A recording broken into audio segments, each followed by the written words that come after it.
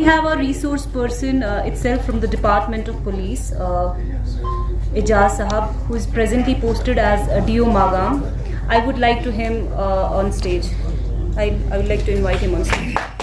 परवाज है दोनों की एक ही फिजा में, परवाज है दोनों की एक ही फिजा में, करगस का जहां और है और शाहीन का जहां और है। नहमदुहु व नसल्ली अला रसूलिल करीम, अम्मा बाद, ला अऊज़ु बिल्लाहि मिनश शैतानिर रजीम, बिस्मिल्लाहिर रहमानिर रहीम, ला तक़रबुस सलात व अंतुम सुकारा। Respected dignitaries here, students, media fraternity, advocates, a very good afternoon and assalamu alaikum to everyone. सबसे पहले आप सब लोगों का बहुत शुक्रिया कि आप लोग यहाँ तशरीफ लाए हैं, और ख़ासकर मैं शुक्रिया अदा करना चाहता हूँ centre for research and public policy, जिन्होंने मुझे यहाँ पे दावत दी है। जो मुझे टॉपिक दिया गया है that's regarding drug abuse and it's implication on society. मेरे से पहले बहुत सारे स्पीकर्स यहाँ पे आए हैं जिन्होंने ड्रग अब्यूज के रिगार्डिंग बहुत सारी बातें की। सोसाइटी में इसके इम्प्लीकेशंस क्या होती है, एक जो ड्रग एडिक्ट होता है उस पे क्या, उसको क्या हो जाता है जब वो ड्रग्स लेते हैं, सब उन्हें ही बताया।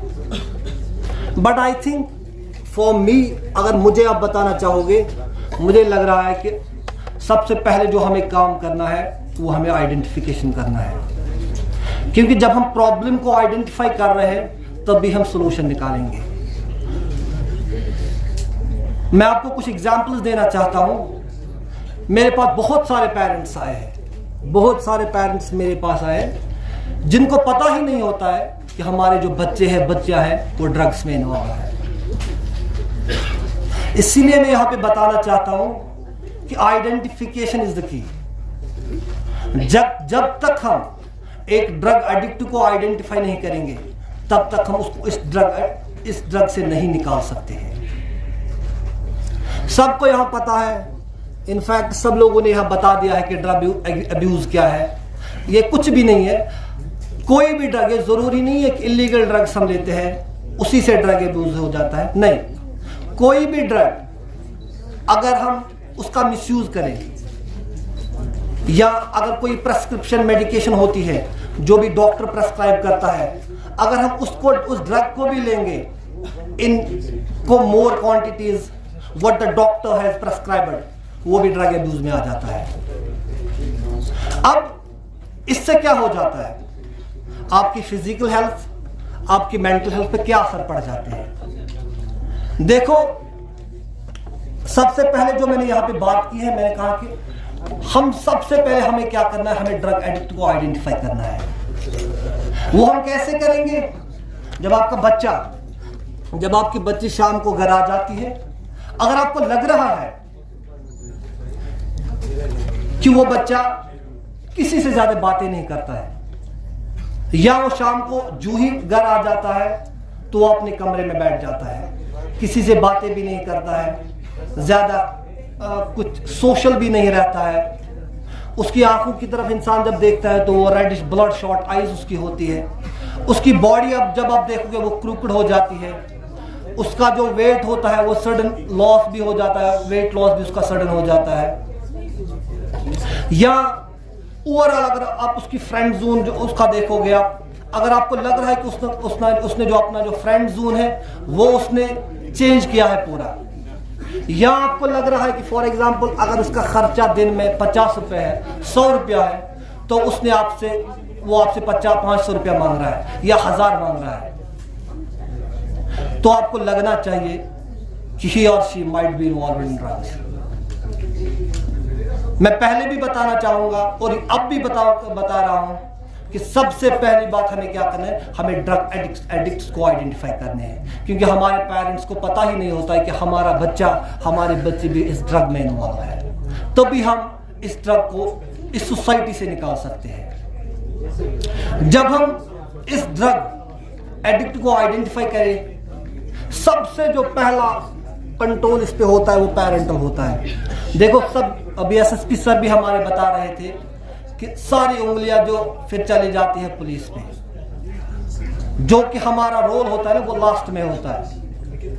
इसलिए मैं बताना चाहूंगा यहाँ पे, सबसे पहले अगर ड्रग एडिक्ट को इससे निकालना होगा, इस मेहनत से, तो सब जो कंट्रोल है वो पेरेंटल कंट्रोल है। पेरेंट्स को क्या करना चाहिए? अपने बच्चों पे नजर रखनी चाहिए। अगर उनको लग रहा है कि हमारा बच्चा इस मेहनत में इन्वॉल्व है, तो उनको मारने के बजाय उनको काउंसलिंग कीजिए। अगर आपको लग रहा है कि आपका बच्चा काउंसलिंग से नहीं बाज आ रहा है, उसको काउंसलिंग से कोई असर नहीं पड़ रहा है, तो आप एक काम करो, आप किसी से कम्युनिटी में इसको ले सकते हो। आपको लग रहा है कि कम्युनिटी में भी आपको नहीं लग रहा है कि वहां भी इस पर कोई असर हो रहा है, ये अब ड्रग एडिक्ट से अब ये पेशेंट बन चुका है, तो आप ड्रग डी एडिक्शन सेंटर पे उसे ले जाओ। जब आपको लग रहा है कि वो लास्ट स्टेज अब आता है, जब वो चोरी करना स्टार्ट करता है, आपसे पैसे छीन के लेता है, उस वक्त आप पुलिस के पास आ जाते हो कि हमारा बच्चा सर ऐसा कर रहा है, इसको बंद रखो। और उस वक्त पुलिस भी कुछ नहीं कर सकता है, क्योंकि जब हम ऐसे पेशेंट को अंदर रखते हैं, यूजुअली देखा जाता है वो शिवर करते हैं रात को। हमें ये भी डर होता है अपनी जगह, अगर इसको अल्लाह ना करे कुछ हो जाए, शायद कल आप ही लोग हमारे थाने में आ जाओगे, सर आपने शायद इसको मार दिया है। ये भी चीजें हैं। सो मैं सबसे पहले आपको कह रहा हूं कि सबसे इसका जो कंट्रोल है वो पेरेंटल कंट्रोल है। उसके बजाय हमारे जुम्मा जो होते हैं, उनमें हमारे जो खतीब साहिब होते हैं, उनको बोला कीजिए आप कि सर जुम्मा के खुतबों में आप रिगार्डिंग ड्रग्स, इसकी जो इम्प्लीकेशन है सोसाइटी में, कैसे कैसे बच्चों को वर्गलाया जा रहा है, आप इन पे बात कीजिए। आप अपने खतीबों से भी इस पे बात करवा सकते हो। या जैसे हम आज drug de addiction awareness campaign कर रहे हैं, ऐसे ही प्रोग्राम मुझे लग रहा है इनकी बहुत ज़रूरत है इस वक्त सोसाइटी में। मुझे एक ज़िम्नन यहाँ पे बात याद आ रही है, शायद उसका नाम बांडे साहब था, जिसने बोला था कि 67% और involve in drug menace in district Kupwara. I think this figure is quite misleading. 67% बहुत, मुझे नहीं लग रहा है कि more than 5% are involve in drugs in district Kupwara. 67% is quite misleading sir. मुझे नहीं लग रहा वो शायद इस वक्त यहाँ पे है, क्योंकि जब एक फिगर आगे चली जाती है किस नहीं 67%, ये पता नहीं फिर इसको कैसे ले जाएंगे। बहुत कम लोग हैं, बहुत कम लोग अभी इसमें इन्वॉल्व है, बहुत कम लोग। 5 से मुझे लग रहा है 5 से भी नीचे कम परसेंट जो इसमें इन्वॉल्व है, जो पीने वाले हैं, जो एडिक्ट्स हैं। All the peddlers are very less, बहुत कम। मुझे नहीं लग रहा है हंदवारा में 10 से 15 पेडलर्स के से ज्यादा होंगे। कुछ फिगर्स उसने बहुत मिसलीडिंग बताई, और उसने मुझे लग रहा है कि मलबा भी सारा पुलिस पे ही लास्ट में डाला कि पुलिस इसमें इसका रिस्पॉन्सिबल जो वो पुलिस डिपार्टमेंट है। नहीं, हमारा जो काम है वो लास्ट में होता है। अगर हम पीडी हंदवारा की मैं अगर बात करूं, मैं under the guidance of able leaders SSP Handwara mister Daud Oyab sahab, we have registered almost 70 case of NDPS, in which we have arrested 118 drug peddlers. Quantity हमने कितनी सीज की है? 7 kg 575 grams of चरस has been recovered from them. Brown sugar भी हमने इनसे seize किया है, कुछ कैश भी हमने, और अपार्ट फ्रॉम दम हीरोइन इनफैक्ट कैश भी हमने किया है। अगर आप देखो पिछले 1.5 साल से we have booked under persons, more than I think 17 have been booked under PIT NDPS, prevention of illegal trafficking। मतलब जिस बंदे को भी हमें लग रहा है कि इसको एक पर्चे से जायद है, हमने उसको PIT NDPS में बुक किया है। और इस वक्त भी तकरीबन पीडी हंदवारा में 17 have been booked under PIT NDPS, वो अभी भी जेलों में है।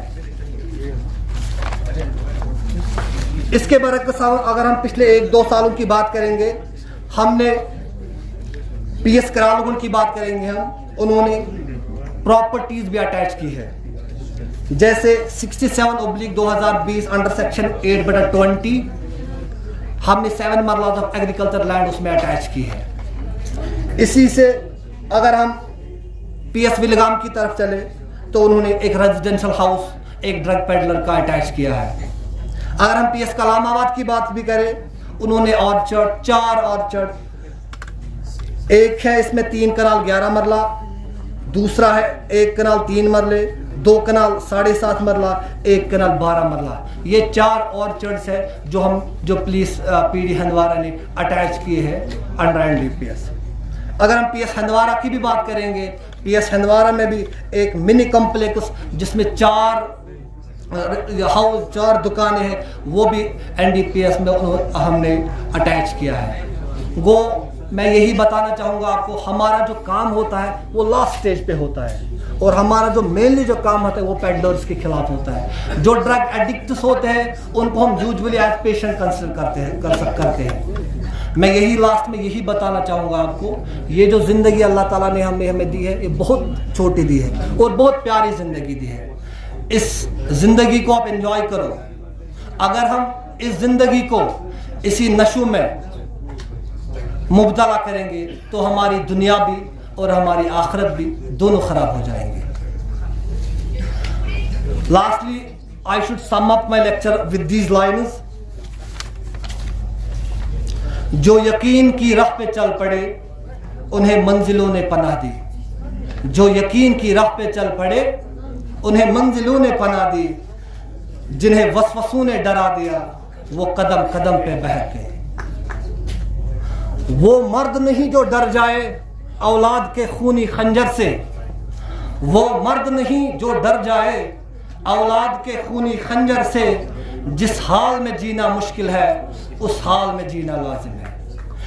पहले मैंने एक शेर अर्ज किया था आपको, मैंने आपको बोला था परवाज है दोनों की एक ही फिजा में, करगस का जहां और है शाहीन का जहां और है। और मुझे लग रहा है यहाँ पे सब जो बैठे आप शाहीन हो।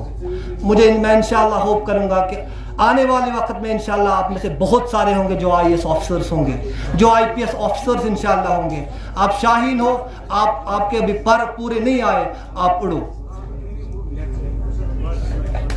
बाकी आप सब लोगों का बहुत शुक्रिया कि आप लोग यहाँ आए हो। आप लोगों ने मेरी तकरीर सुनी है, इसके लिए बहुत बहुत शुक्रिया। Thank you and good luck.